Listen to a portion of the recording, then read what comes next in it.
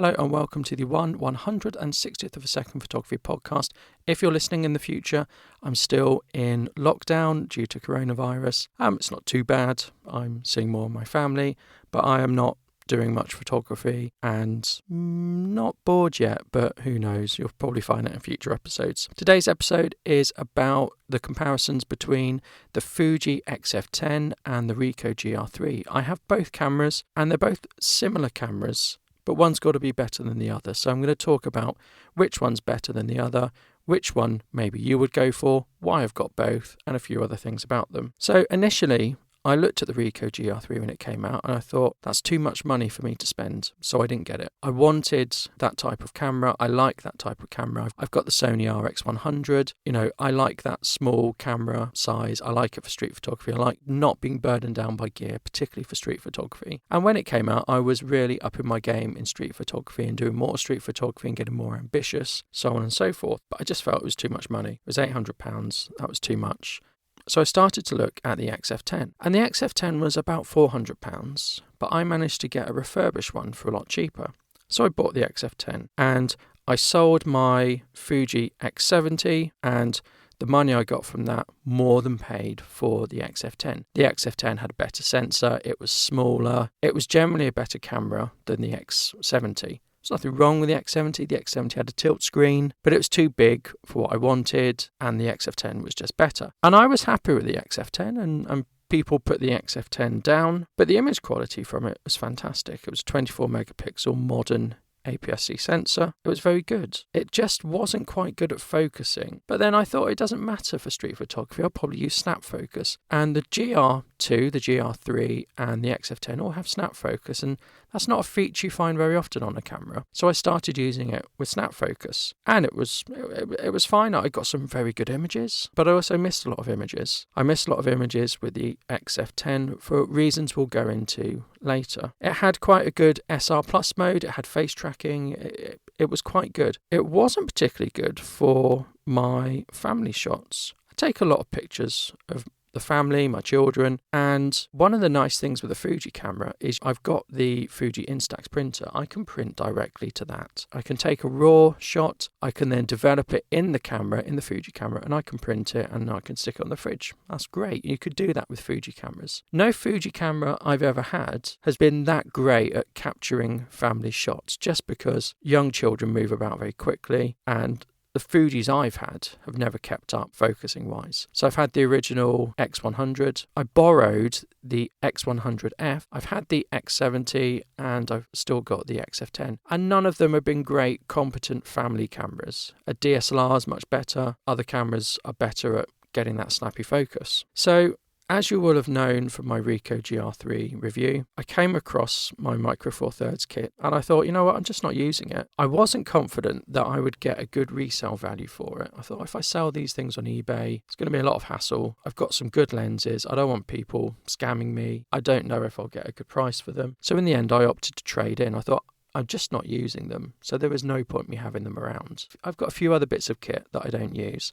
I've got a Canon 550D that I absolutely love as my first Canon DSLR. And I just know if I sell that, I'll get £100 for it. And I'd rather keep it as a backup camera than benefit from £100. So I still keep that. I don't use it because I have my Canon 200D, which is a lot superior in many, many ways and has the fantastic Canon autofocus, etc., etc. So I have kit that I want to sell, but it's not worth it for what I'd get in return for it. So I keep it. But with the Micro Four Thirds stuff, it was good. It was current. There were current lenses, and I only sold my lenses. I kept the G7 and I bought a speed booster, not a Metabones. I bought a Viltrox speed booster so I can use my Canon EF glass with it and do some 4K filming and some photography if I want to. So long story short, it didn't cost me anything to get the Ricoh GR3 because I traded in kit I already had. So all of a sudden that barrier to getting it, which was it cost £800, went. So I traded in and I got it. And it came and I thought, if I like it, I'll sell the XF10. If I think the XF10 is much better value,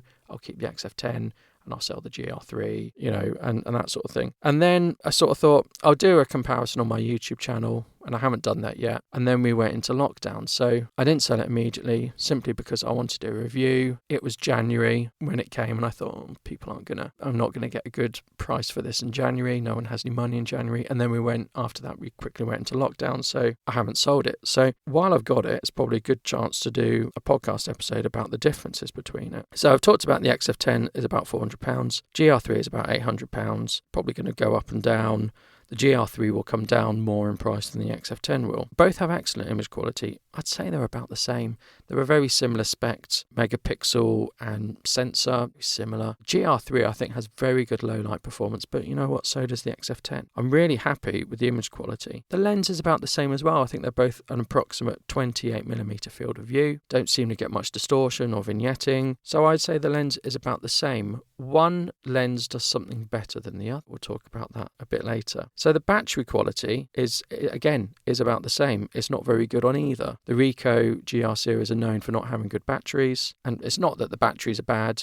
For whatever reason, they don't last long. They last long enough for me. I bought a spare battery for the XF10 because the battery's not very good on that, or the battery life, I should say, is not very good on that. I haven't bothered with the Ricoh GR3 because I can charge it over USB quite easily, and I can charge the XF10 over USB as well, but Ricoh GR3 is USB-C, so it's just a little bit easier to do that and a little bit quicker. But I would get a day of my shooting out of the GR3 and the XF10 actually. Other people it may be different. I'm not recording video on these devices either, so battery life is okay, but the battery life is known to be poor on both. Connectivity, this is something that's becoming quite important. I am connecting my phone an awful lot to the cameras. Both have an app. You can both transfer images. I would say the Ricoh GR3 has a slight edge because you can transfer over Bluetooth, so it is quicker. You can leave a connection on constantly. Once you have a picture on your camera, it can move over to your phone. I don't have that, but I do connect over Bluetooth. Both cameras have film simulations, and they're called different things in different cameras, but they're essentially film simulations. So on the GR3, they're not called film simulations. I forget what they're called, but they are film simulations on the Fuji. Fuji's are probably slightly better than the GR3, but it's a very, very close race. And what you can do on both, as I've talked about before, is you can take a raw image and then you can develop it into a JPEG, and you can do that on both cameras. And you can change the film simulation. You can push shadows. You can change exposure. You can do all these sort of things. What I like on the Fuji is you can really push the shadows. You can go up in stops. I don't think that's quite there on the GR3, although I can't quite remember. So I can underexpose on the Fuji, and I can bring it up in doing raw processing in the camera, and both have the raw processing. And again, I can get images that have been processed onto my phone, and I can print to my Instax printer. On the Fuji, I can connect straight away to my Instax printer, so I don't have to go through the phone. On the Ricoh, I have to go through the phone. Really not the end of the world. Both have macro, but the macro on the GR3 is vastly superior. I think the GR3 is vastly underrated in its macro abilities. It's very good for macro. It's not as good as a dedicated macro lens, but still good enough. And the GR3 has loads and loads of features. So talking about macro, I know that I can put on peaking and I can put on edge detection and all these things. It just has so many features and it's so customizable. So the GR3 easily wins when it comes to features compared to the XF10. However, doesn't mean the XF10 doesn't have good features. It does. The Ricoh GR just has so many features and is so much more customizable. You can remap buttons on the XF10, but you can remap every button on the GR3. However, saying that, the GR3 probably has more features than anyone would need to use. The average person won't use all the features on the GR3. If we talk about size, the size is approximately the same. I think the GR3 slips into the pocket easier, and I will talk about that later. Both have a hot shoe. The XF10 has built-in flash, and the Ricoh GR3 doesn't. The GR2 had a built-in flash, the GR3 doesn't. And what's really good about the XF10 is it's a leaf shutter, so you can use the flash at any shutter speed. There's no syncing problem. So both can use an external flash. Sort of defeats the object of having a small camera that's pocketable to stick an external flash on, but you can. The XF10 has it built in, and the XF10's flash is very good, so you can get some really good flash images using the XF10. The Ricoh GR3 doesn't have many modes. It has the mode you need. It has enough. It has program mode, manual, aperture priority, shutter priority, and it has 3 customizable modes. And when we talk about those 3 customizable modes, you can select them on the mode dial. It doesn't change the mode. You can pick any of the other modes and other features and save it as a preset, and you can access it from the mode dial. So I have a preset on U1 for macro. So when I turn it to U1, it puts it in macro mode, it puts it in aperture priority, and it turns on edge detect and a few other things in it. I think it sets the ISO to auto. So all the things I want, I can save as a preset, and I can put it into a preset that's accessible easily from the mode dial. There are 6 presets you can put in on the GR3, and you can name each one of them with a little keyboard in the camera, which is very useful. So I just called it macro. You can only put 3 of those on the mode dial. Now, speaking of the mode dial, you have to press a button in when you change mode on the GR3. And that, I suspect, has been designed for people taking it in and out of a pocket. So it means you can easily take it in and out of a pocket and you're not going to change your mode. It's a nice little feature that Ricoh have thought of. On the XF10, you've got more modes and you've got more auto modes. So you've got your standard manual, shutter priority, aperture priority, etc. You've got landscape mode, a portrait mode. You've got all those auto modes that you would see on your DSLR and other cameras. One mode that I quite like, I'm not a fan of auto mode, but one mode I do like is SR+. So it automatically works out which is the best auto mode for you. The face detection works quite well in it. So if I hold it up to a building, it will detect the building, not as a face, but it will detect the building, focus on the building, and it will say, oh, we need to go into landscape. Speaking of face detect, both have face detect. However, the GR3's is better than the XF10. The XF10 does well in face detect. The XF10's focusing is not great, but it seems to do better at focusing, particularly for family shots. If I put it in face detect, that does better than trying to get focus any other way for moving children. So the Ricoh GR3 has better face detect. It's not the best face detect system out there. It's not the best in the world at face detect. It is better than the XF10 and it is used as well. So let's talk about focusing. And focusing for these cameras is key. And it probably, your decision will come down to focusing if you were thinking between these two cameras. Focusing on the XF10 is considered poor. The focusing wasn't as bad as everyone made out. So when I got the camera, I was expecting the focusing to be dreadful. And it's not dreadful. It's far from dreadful. But it's not excellent and it's not superb. It can be slow to focus. It can hunt. It can lose focus very easily. Generally, it's fine. And it didn't really matter to me because I planned to use it in snap focus anyway. So like I said before, it has a snap focus mode and not many cameras do. If I'm taking family shots, generally I can get autofocus okay if I'm quick. But with the XF10, I have missed shots. I've missed street photography shots. I've missed family shots because it's been hunting around for focus. I'm not really going to put it in snap focus for family shots. You know, I want some nice bokeh and blurred out backgrounds. I want things in focus at f2.8 to get a nice, more pleasing family image. I would say the Ricoh GR, I have no problems with focus. Again, it's probably not the best focusing camera in the world, but I've never missed anything. And when I got the GR3, I was thinking, oh, I'll use this predominantly in snap focus mode, or I'll be setting it to infinity, or I'll be using manual focus. But the more I used it, the more I thought, no, I don't need to, because the focusing is good. Both cameras have a touchscreen, so with both cameras you can touch and it will focus. The Ricoh GR3 is very snappy. I can put it in the mode where it picks its own focus zones. I can really customize the focus on the GR3 and pick various modes, but essentially autofocus is very good. The tracking and the continuous focus are okay. They're not brilliant. Each focusing mode is better than the XF10. And I would say the GR3 has a better implementation of snap focus than the XF10. Better manual focus implementation, and you can quickly put it into infinity as well. And you can get to those menus quicker. So if I want to change focus on the GR3, I can do it so much quicker without having to dive into the menus. I can do it on the camera, dials and touch controls, and I can change things much easier than I can on the XF10. Metering is also better on the GR3. The metering is pretty much the same. However, on the GR3 you have highlight metering, which meters for the highlights so they are not clipped and blown out. And that makes everything else darker. But one, that's a good look, and two, because it's a modern and good sensor, you can then bring up the shadows in post-production. And you can with both of them, but the metering I deem better on the GR3 because of that mode. That mode allows me to quickly snap a photo, and for that photo to be a stunning photo when I edit it in post. I can bring the shadows up, highlights are perfectly balanced, and when you're doing things like street photography, you're looking for contrast, looking for light and dark areas, rays of light, shards of light. That's what that metering mode is for, and it's very good. So if I were just doing landscape photography with these two cameras, I don't think it would really matter, I would have time to do my focusing. I would get roughly the same image quality.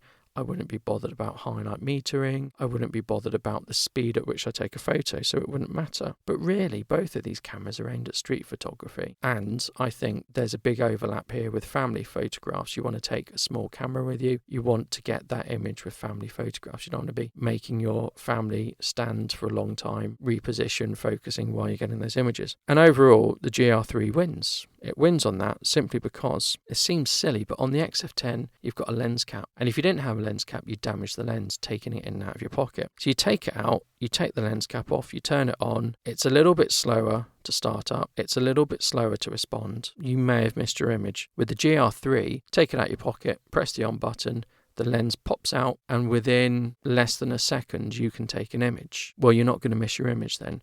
Then you can turn it off and you can put it back in your pocket and you can walk away. You've got your street photography image taken without any drama. Also with the GR3, the focusing is going to be better. The focusing is trusted. I haven't missed any images with the GR3. I've missed images with the XF10, or they've been mistimed and it's ended up blurry. Like I say, it's got a quicker startup time. The highlight metering is very useful for street photography. It has stabilization, probably for street photography. You're going to be taking images with a high shutter speed, high aperture and a high ISO value. However, if you want to get some blurring, i.e. you want to stand somewhere and have people walk about, get them blurred, then you're going to be on a lower shutter speed and a higher aperture and maybe a lower ISO, but stabilization comes in useful there. It's very good to have, it's very useful, but I'm probably not going to use it, probably didn't need it, but it has image stabilization, whereas the XF10 doesn't. So the GR3 has image stabilization where the XF10 doesn't. The GR3 is better at single-handed use. I can do everything with one hand. The only criticism I have is it's a right-hand setup and I'm left-handed, but then all cameras are going to be like that. And I would say the GR3 has an excellent screen. You can adjust the brightness really easily. The screen is excellent. You get no reflections in it. It's a really good screen. Both are touch screens,